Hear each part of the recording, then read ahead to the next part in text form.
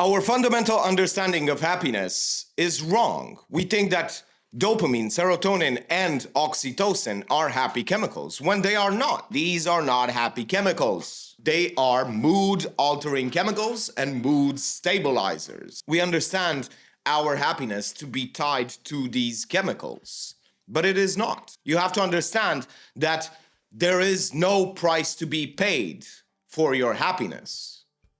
We think that it's such a common held belief that if you deplete these chemicals by being happy, by being excited, by being joyful, by being grateful, you will have less of them, and then you will feel sad and depressed and stressed. But you see, there is scientific evidence to show something else. If this were true, that if we consumed all of these chemicals, we would feel sad, we will feel depressed, we would not see any trace of these things or low trace of these things when we were sad or stressed or depressed. But we actually release dopamine and serotonin and oxytocin when we are stressed, when we are depressed, when we are doing all of these things. You see, the bigger culprit here is the zombie state, the autopilot.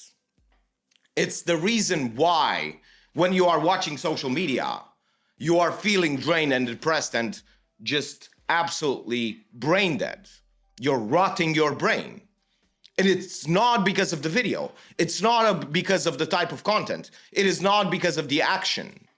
It is because you are in this zombie state where you're just engorging, just consuming, half asleep and half awake. And that state really makes your brain bad. That autopilot state really makes you sad, really makes you feel super, super depressed. The more you engage, well, not engage, but stay in that state, the worse you feel. And it's not about just getting rid of that activity. It doesn't work that way. It's not because that activity really drains your brain of these chemicals. No. What actually is going on is the fact that those programs that you have in the back of your mind are actually not working for you. They're working against you. All of these autopilot programs that you have instilled in you by society, by your parents, by your biology, by your upbringing, by your experiences, by your past, all of these programs that you have instilled in your brain, if you were unlucky enough to have ones that are actually dragging you down as opposed to lifting you up, tough luck. You have to change those. And you have to understand that if you don't know how to change them, that's going to be a big problem. But don't worry, there is a smaller solution that can bypass all of that. You see, all of the things that makes us happy, sure, they release dopamine, sure, they release all of these happy chemicals, but it's not the fact that they release all of these things that make us more happy. It is not.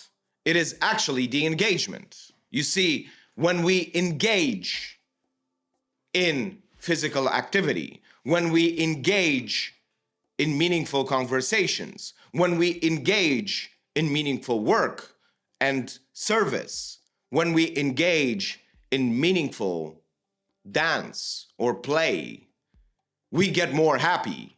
It is the engagement in these activities, the amount of engagement, all of them require a lot of engagement from us. And if you understand that engagement is the opposite of the autopilot, and the more you avoid the autopilot, the easier it is to feel happier, because that is actually what drags you down. Because if you had a good autopilot, you would not feel depressed, sad, and stressed, anxious, and all of these things. But then you would want a solution for training your autopilot. Just like driving, exactly like driving, in the beginning, you would have to consciously press the pedals, and you would have to consciously turn the signal to go to the right or to the left. You would have to consciously read every sign, every light, everything, be extremely conscious of everything, super engaged. But you see, the number of repetitions just instilled that in you, that now you can have conversation with the people in the cars. You can really, not in the cars, in the car. You can have a great time and not really focus that much on what's going on onto the road. You are just glancing at the lights. You are just turning the signal, not having to think, pressing the pedals continuously, changing the speeds. Everything just happens because you've managed to train your autopilot. We already know how to do this, but we haven't really put any numbers to it.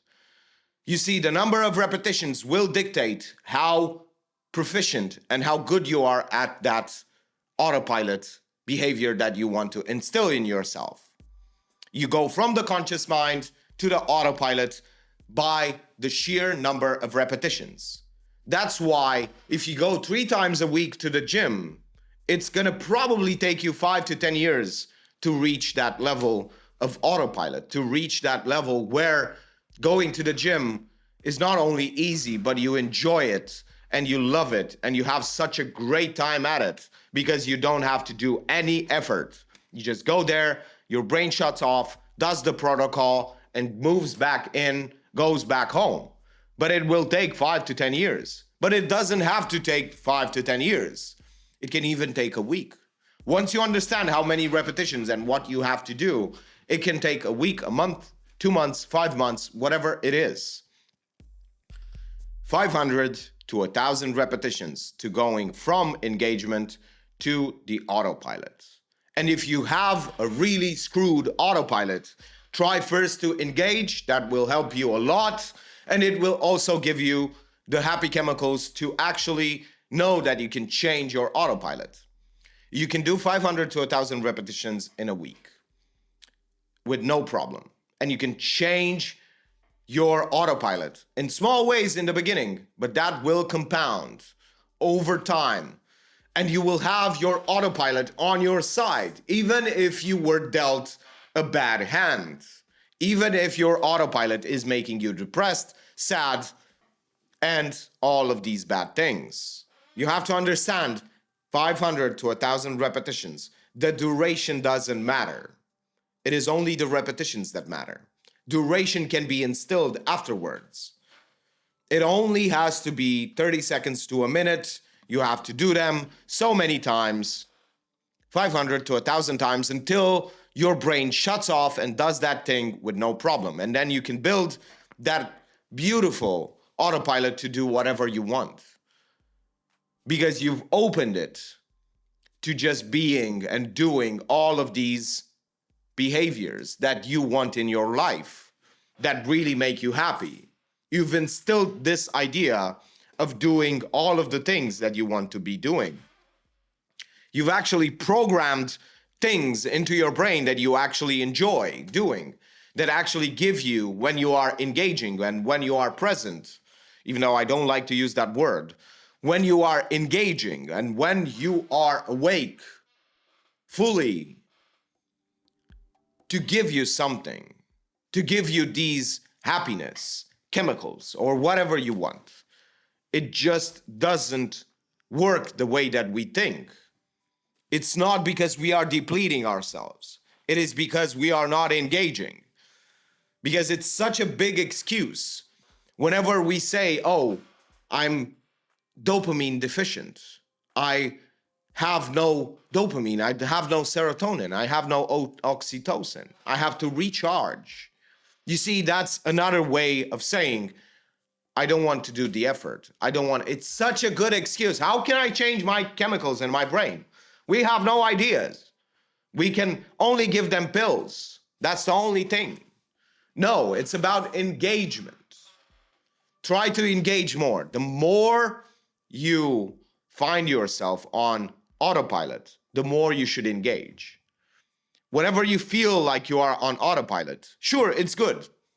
But also, it doesn't actually tax you to engage with the world. It actually makes you feel better, and it actually gives you more energy. The more you engage with the world, the more energy you have. The more you expand energy, the more you get back, because you build more and more capacity for engaging with the world. It is not limited. Sure, it does have the limits of your body, of your exhaustion. Don't go overboard, but you should engage more and find those limits and try to increase them, because it is not getting you exhausted. What's getting you exhausted is sitting in that autopilot, especially if your autopilot is not on your side.